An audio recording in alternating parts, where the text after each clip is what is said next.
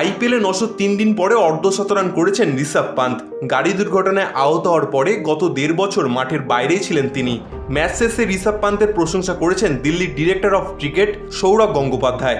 গতকাল চেন্নাই ম্যাচের পরে এক্স হ্যান্ডেলে সৌরভ গঙ্গোপাধ্যায় লেখেন, ঋষভ খুব ভালো খেলেছে, এই ইনিংসটা তোমার সারা জীবন মনে থাকবে, এরপরও তুমি আরও ভালো ভালো ইনিংস খেলবে।